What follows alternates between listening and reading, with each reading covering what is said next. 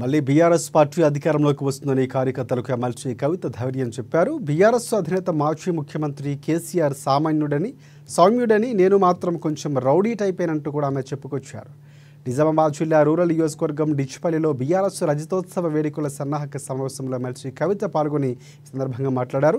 గులాబీ జెండా ఎగురవేస్తామని, బీఆర్ఎస్ పార్టీని మోసం చేసిన వారికి తగిన గుణపాఠం చెబుతామని హెచ్చరించారు. కార్యకర్తలకు అండగా ఉంటానని ఎవరూ అధైర్యపడవద్దని అన్నారు కవిత. కాంగ్రెస్ ప్రభుత్వంపై వ్యతిరేకత వచ్చిందని, తమ ప్రభుత్వం అధికారంలోకి రావాలని ప్రజలు కోరుకుంటున్నట్లు కవిత తెలిపారు.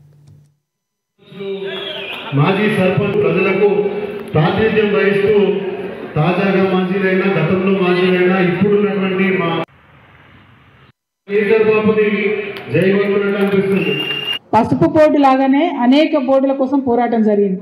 అది పొగాకు బోర్డు, టీ బోర్డు, అవన్నేమో పార్లమెంట్లో పెట్టి చట్టం చేసింది.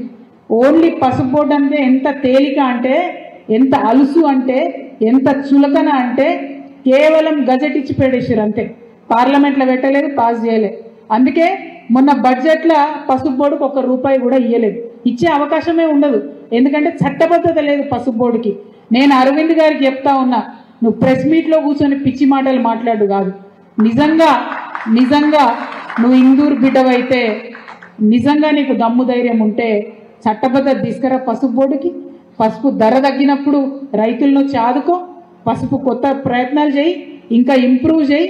తక్షణమే నువ్వు బాండ్ పేపర్ రాసిచ్చినా కూడా మరి ఇన్నేళ్ళైంది ఇయ్యలేదు. ప్రజలు అయినా నిన్ను క్షమించిండ్రు. ఇప్పటికన్నా కనీసం సిగ్గు తెచ్చుకొని ఆ పసుపు బోర్డు పాస్ చేయించు పార్లమెంట్లో. చట్టబద్ధత తీసుకురా, దానికి పనికొచ్చే పనులు చేయి. అంతేగాని ప్రెస్ మీట్ పెట్టి పిచ్చి పిచ్చి మాటలు మాట్లాడితే ఇది ముంగటి బీఆర్ఎస్ కాదు బాబు. నేనైతే మా కార్యకర్తలు ఆపలేని పరిస్థితి ఉంటుంది.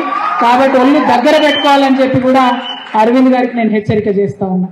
ఎందుకంటే వాళ్ళు తీసుకురారు, అధికారంలో వాళ్ళే ఉన్నారు. తేవచ్చు కదా, ₹1 తేవచ్చు కదా, తెచ్చిండ్రా? మొన్న బడ్జెట్లో కనీసం తెలంగాణ ఊసన్న ఉన్నదా, పేరన్న ఎత్తిండ్రా? మరి అట్లాంటప్పుడు ఒక్కసారి తెలంగాణ ప్రజలు కూడా దయచేసి ఆలోచన చేసుకోవాలి. ఈ బీజేపీ మనకు అవసరమా, ఈ కాంగ్రెస్ మనకు అవసరమా, లేకపోతే కష్టమైన నష్టమైన మనతోనే ఉండే ఈ గులాబీ కండువ మనకు అవసరమా? ప్రజలు దయచేసి ఆలోచన చేయవలసిందిగా నేను కోరుతా ఉన్నా. వాళ్ళకు కూడా తెలుసు ఈ ఒక్కసారి అధికారంలో